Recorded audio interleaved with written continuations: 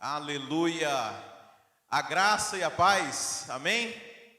Amém, pessoal aí do fundo, glória a Deus, amém, glória a Deus. Você também que está assistindo a gente online, ao vivo, no youtube.com/Videira Tampa. Aliás, você está assistindo, não precisa nem falar, você já encontrou o nosso endereço, amém?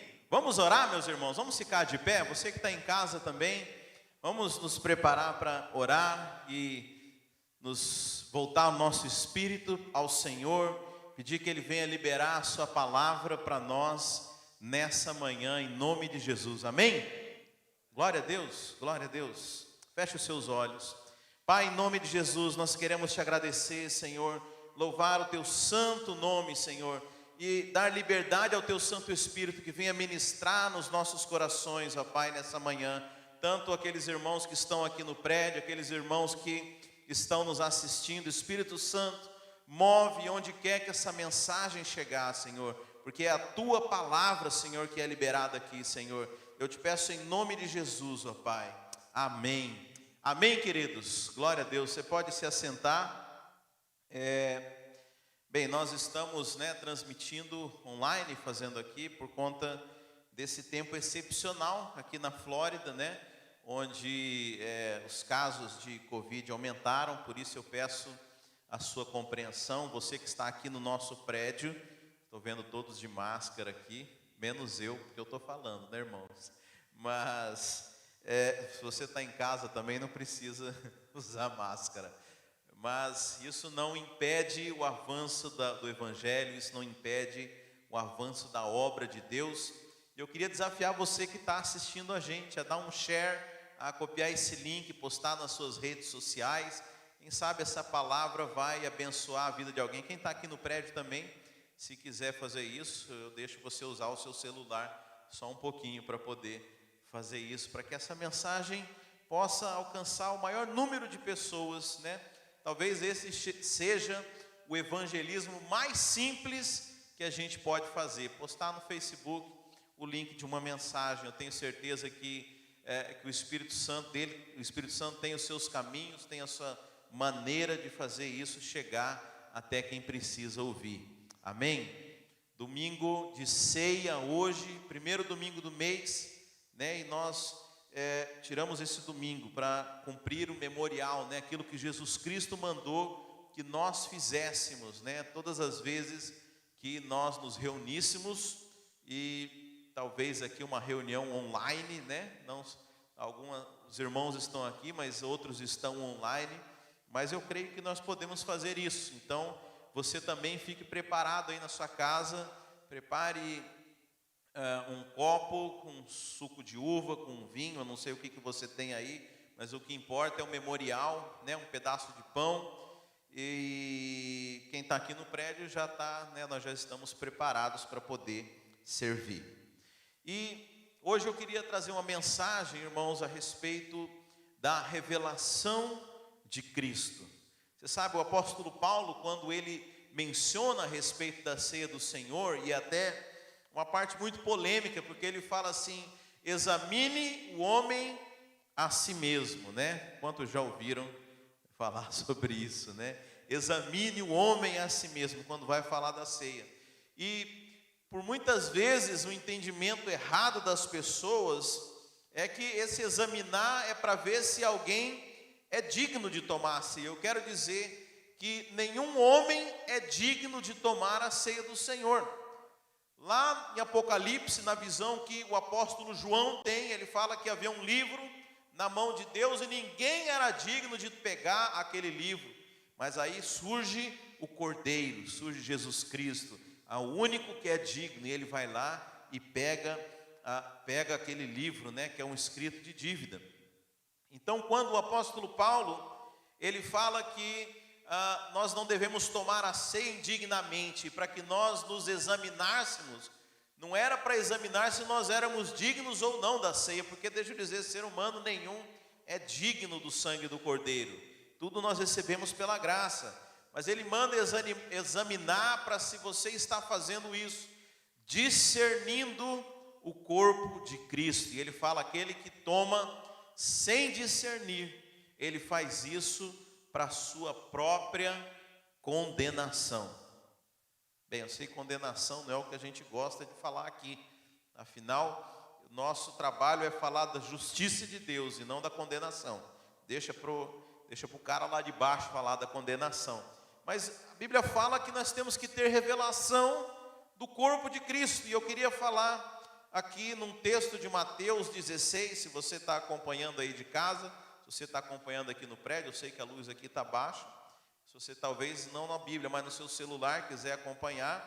Mateus 16 fala do momento em que talvez é mencionada a primeira vez a revelação de Cristo na Bíblia, né? Então, quando Jesus ele está com os seus discípulos. Então, acompanha aí Mateus 16 no verso 13.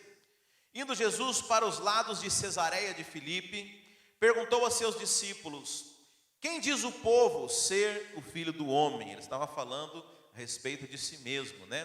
O que estão falando aí de mim? Ele pergunta para os discípulos.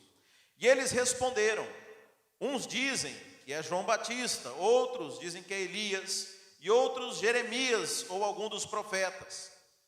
E aí Jesus continuou e disse: quem dizes, mas vós, continuou ele, quem dizes que eu sou?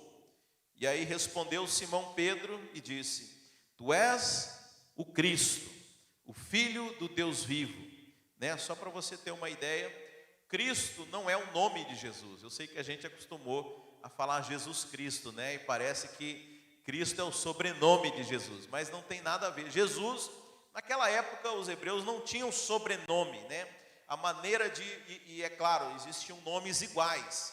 Como é que eles faziam para diferenciar um do outro? Então era Jesus de Nazaré. Que Jesus é? Não, aquele lá de Nazaré. Ou Jesus, filho de José e Maria. Era a maneira como as pessoas eram identificadas. Elas não tinham sobrenome. Então Cristo significa o Redentor, o Salvador. Então quando Pedro fala assim: tu és o Cristo, ou seja, tu és o Salvador, tu és aquele que os profetas falaram que viria para salvar o povo. É isso que ele está dizendo.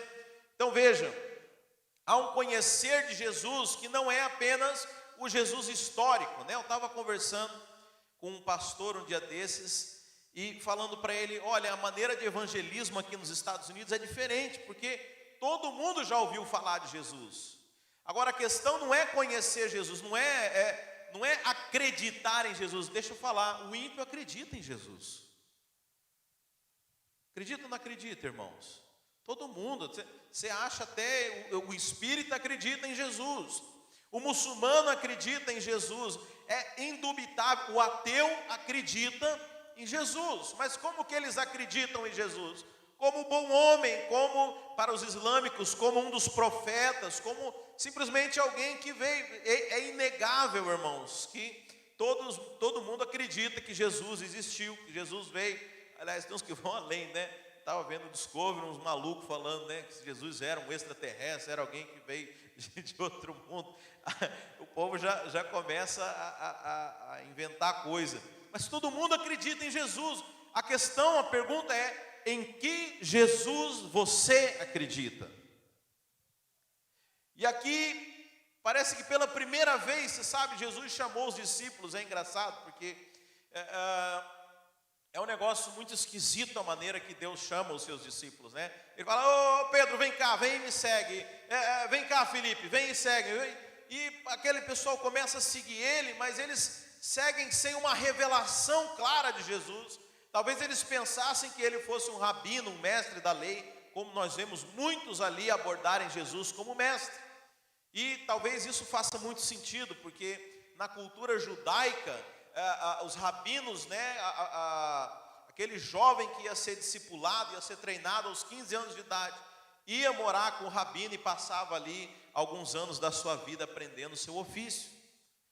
Então, há uma revelação, há uma medida de revelação de Jesus. E Jesus chega num ponto crucial com os seus discípulos e fala: agora eu quero saber se vocês sabem quem eu sou.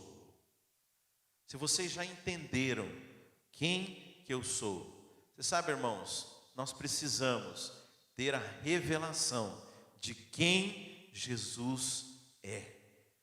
Sabe? E o contraponto disso é talvez aquela fé teorizada. Muitas pessoas sabem explicar a Bíblia, muitas pessoas estudaram, leram a Bíblia e têm uma medida de entendimento, que é uma medida de entendimento natural a respeito das coisas de Deus.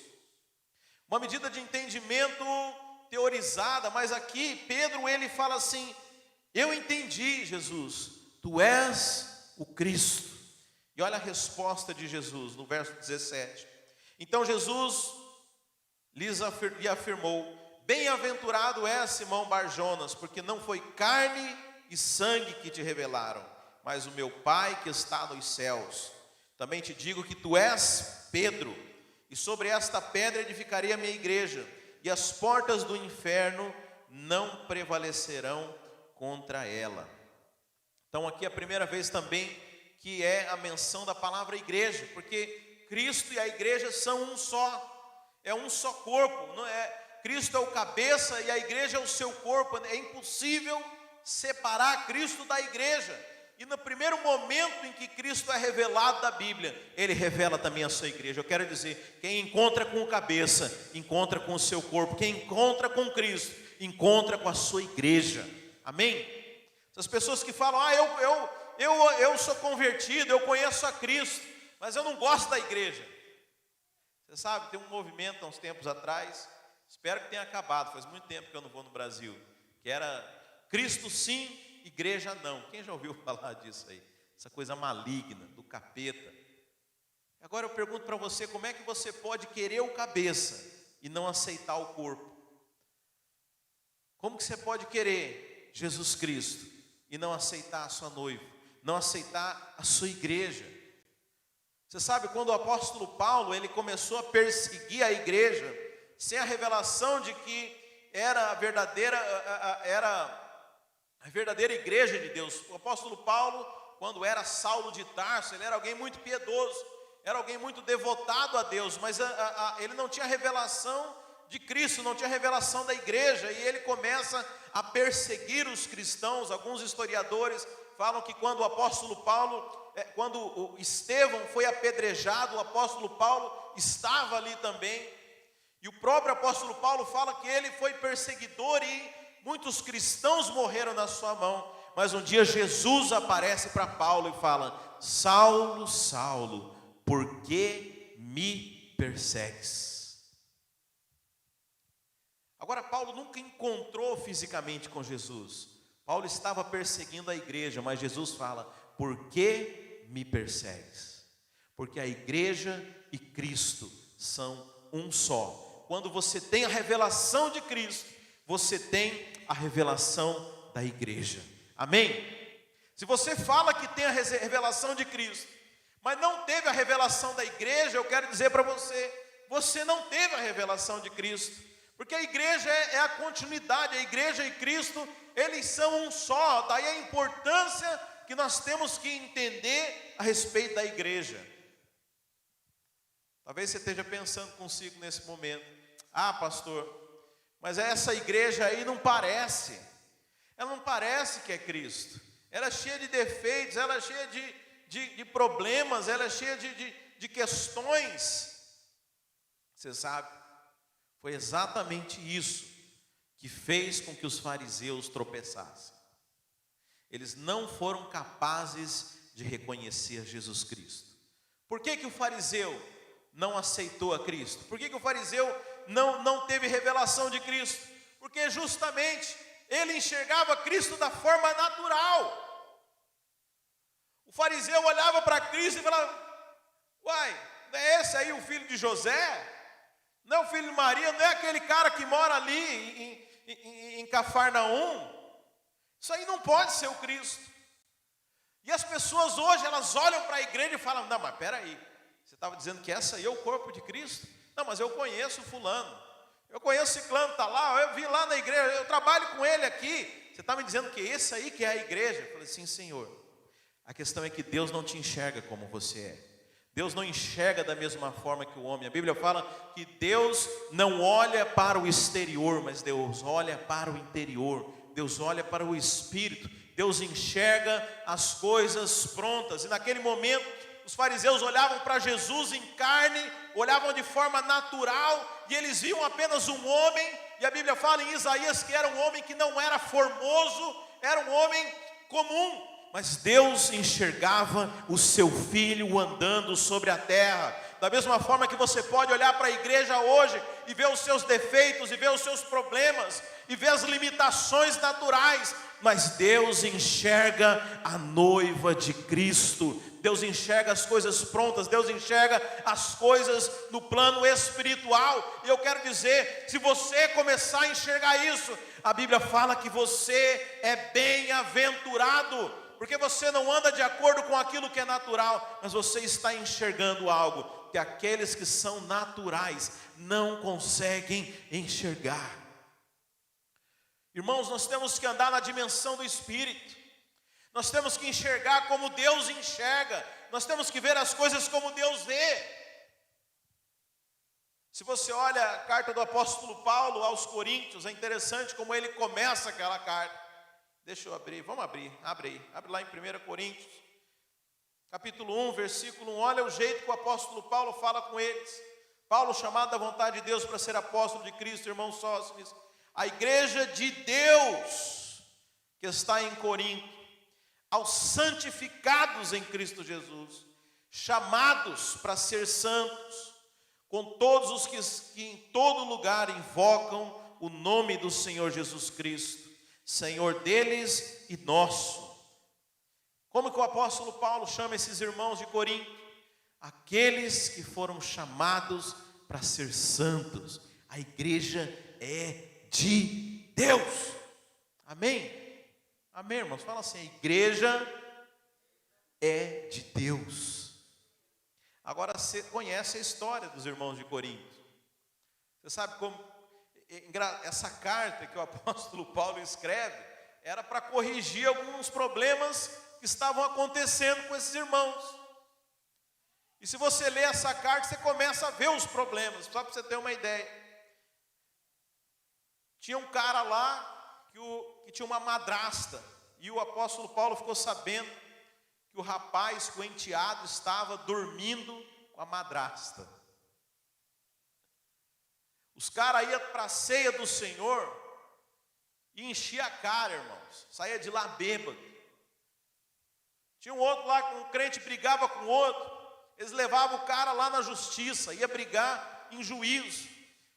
Mas é interessante que Paulo, ele não enxerga os problemas da igreja. Talvez aquela pessoa desapercebida ia falar, não. Isso aqui não pode ser a igreja do Senhor. Isso aqui não é. Olha, deixa eu falar. Poucas igrejas hoje em dia têm tanto problema como aquela igreja de Coríntios tinha. Até hoje eu não sei de uma igreja tão problemática como aquela. Mas o apóstolo Paulo, ele enxergava como, irmãos? Como que o apóstolo Paulo enxergava? Os irmãos estão comigo aqui? Ok? Como que Paulo enxergava aquela igreja? Os santos, a igreja de Deus, aqueles que foram santificados, justificados. Por isso, irmãos, nós precisamos enxergar como Deus enxerga. Não olhe de forma natural para a igreja. Não olhe de forma natural para Jesus Cristo. Nós precisamos ter revelação. Agora Deus, Jesus Cristo, quando o apóstolo Pedro, ele fala isso, ele fala assim, bem-aventurado Simão Barjonas, porque não foi carne nem sangue, ou seja, não foi nada natural, não foi fruto da sua mentalidade, não foi fruto de raciocínio, mas foi o Espírito do meu Pai quem te revelou. Eu quero dizer que a igreja, ela não é compreendida humanamente, ela é revelada pelo Espírito Santo de Deus, juntamente com Jesus Cristo. Porque, como eu falei, quando você tiver revelação de Cristo, você automaticamente tem a revelação da igreja, porque é uma coisa só. Deus trata como uma coisa só, não tem como separar o cabeça do corpo. Pergunto, você tem essa revelação? Você tem revelação de quem é Jesus? Você tem revelação da igreja? O que é a igreja para você? A igreja, você sabe, irmãos, tem pessoas que ainda acham que a igreja, talvez a forma mais rudimentar de conhecer a igreja. Tem gente que ainda acha que a igreja é um prédio. Nesses tempos de corona, tem gente que fala assim: a igreja fechou. Deixa eu falar, a igreja não fecha, porque a igreja não é prédio, a igreja não é salão, a igreja não são essas cadeiras aqui, irmãos. A igreja é o universo daqueles que foram salvos por Jesus Cristo. A igreja é um organismo vivo. Ninguém consegue parar a igreja, ninguém consegue destruir a igreja. Todas as vezes que tentaram fazer isso, a igreja saiu mais fortalecida, a igreja saiu mais forte.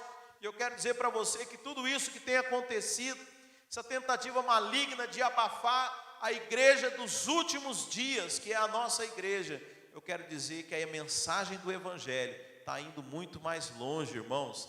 Nós estamos, pessoas que não estavam ouvindo a mensagem, por causa que agora as igrejas foram todas para a internet. Tem pessoas que estão sendo alcançadas, porque todas as vezes que o diabo tentou destruir a igreja, ela saiu mais fortalecida. Sabe, nós temos que ter revelação disso. Jesus fala: olha, porque você foi bem-aventurado, porque você discerniu, porque você entendeu que eu sou o Cristo. Eu quero dizer que é nessa base que eu vou edificar. Nessa base a minha igreja vai ser construída. Mas tem um detalhe aqui também que você precisa entender. Aqui fala de Simão, que teve essa revelação, discípulo de Jesus. O nome dele era Simão Bar-Jonas.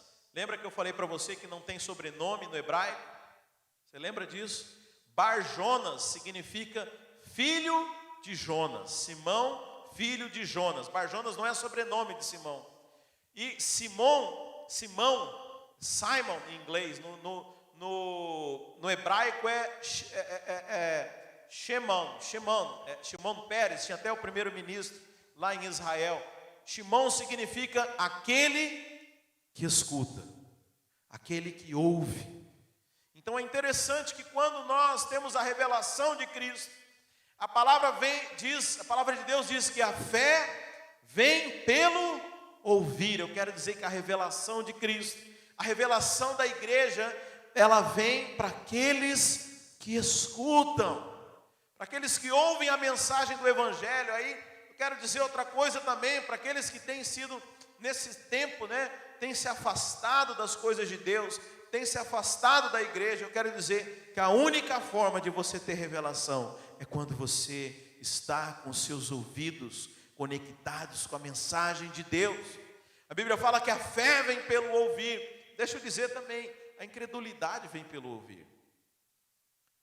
Sabe, e nesses dias, infelizmente, muitas pessoas têm escolhido escutar coisas negativas, têm escolhido escutar coisas ruins. E sabe o que isso acontece? Elas começam a gerar fé para as coisas erradas, irmãos. Deixa eu dizer, conecte-se com a mensagem de Deus. Se você ainda não tem a revelação da igreja, se você ainda está em dúvida, se você talvez não tenha a revelação completa de Cristo, aqui está a chave de como é que você vai ter essa revelação.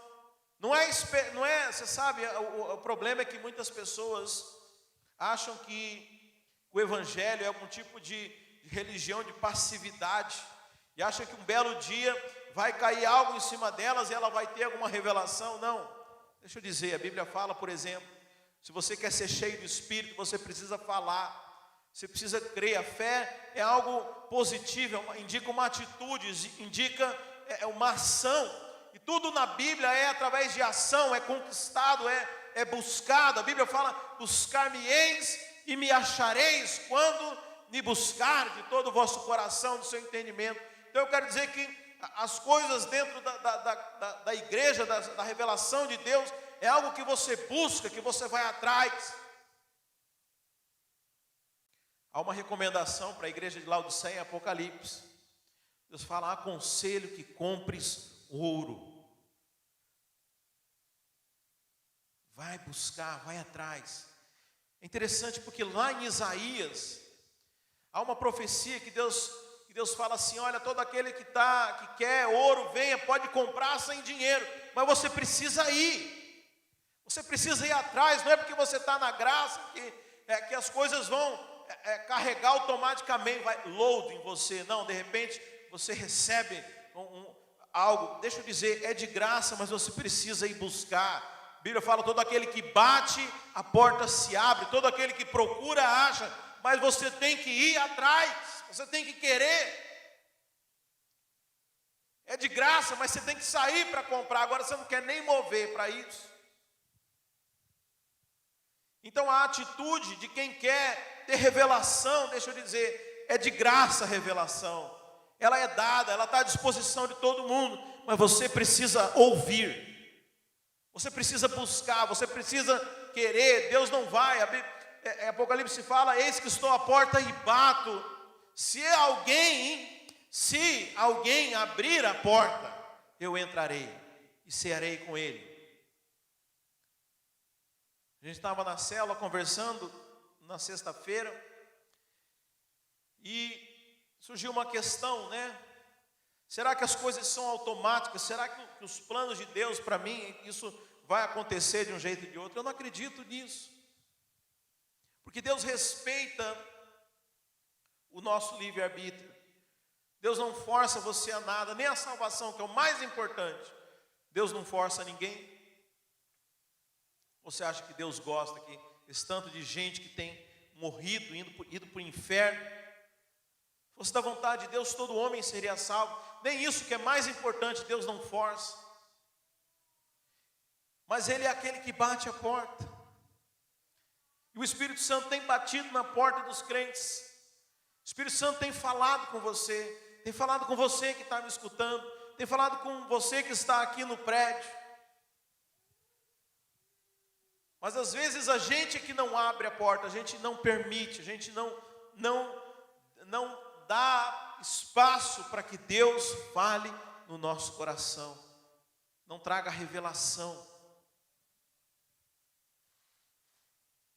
sabe? E Simão é aquele que escuta. Eu quero dizer que nós todos somos Simão, até termos a revelação de Cristo. Mas quando nós temos a revelação de Cristo e da igreja, o que é lindo é que Deus transforma você, e você deixa de ser Simão e passa a ser pedra. Porque Jesus fala: bem-aventurado é Simão Barjonas, não foi carne nem sangue que te revelou isso, mas foi o Espírito do meu Pai. E te digo que tu és Cefas, no original, tu és pedra, tu és Pedro. Agora, o que isso quer dizer, irmãos? Ele se tornou pedra. Se você quiser entender isso, você vai mais para frente. Nós estamos no Evangelho de Mateus. Você avança na sua Bíblia e chega lá na frente para ver aquilo que o próprio Pedro escreveu na sua Bíblia, lá em 1 Pedro, capítulo 2, verso 5. O próprio Pedro, que teve a revelação, ele diz assim: vós também, como pedras vivas, sois edificados, casa espiritual e sacerdócio santo, para oferecer sacrifícios espirituais, agradáveis a Deus, por meio de Jesus Cristo. Eu quero dizer que quando você tem a revelação de Cristo e da igreja, Deus te transforma em pedra. E quando você é esse bem-aventurado que foi transformado em pedra, a Bíblia fala que agora você está pronto para ser uma pedra viva nessa edificação espiritual que é a igreja do Senhor. Você sabe, irmãos, Deus não edifica com tijolos. É interessante que Babel, as coisas do mundo, as coisas do diabo, você pode olhar em Gênesis 11:3, as coisas que o diabo constrói são feitas com tijolos, mas Deus constrói com pedras.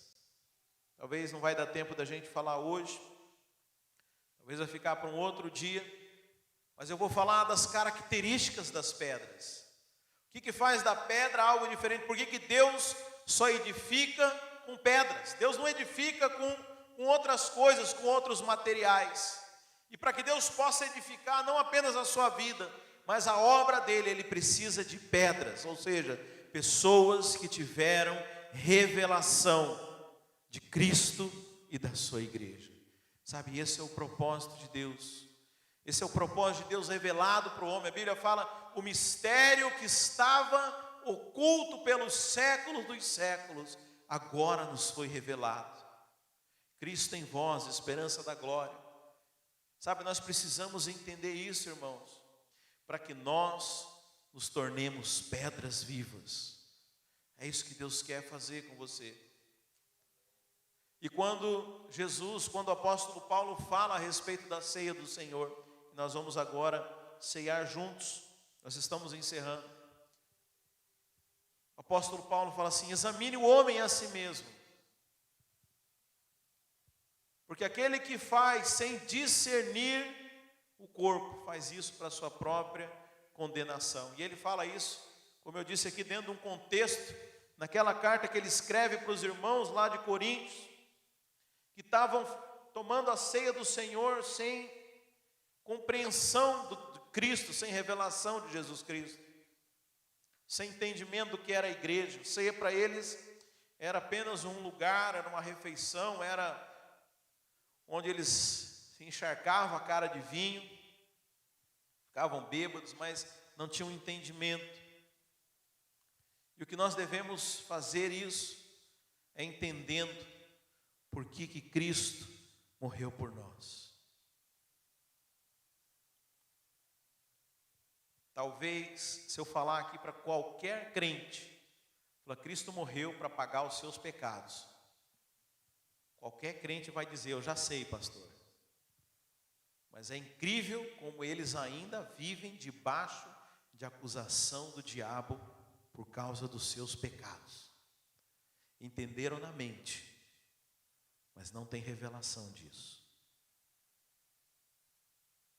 Entenderam na teoria que Cristo morreu pelos seus pecados, mas vivem como se ainda fossem condenados, porque entenderam na mente, mas não entenderam isso no coração. Isso é ter discernimento de Cristo, isso é ter discernimento da igreja. Agora, se eu perguntar para os crentes: você sabia que você é justo? Diferente da primeira pergunta, poucos crentes vão saber disso. Mas eu quero dizer que a Bíblia fala que Cristo também vos justificou. E a sua justiça não depende mais de você, não depende mais do que você faz, mas é toda baseada naquilo que Cristo já fez por você. Por isso que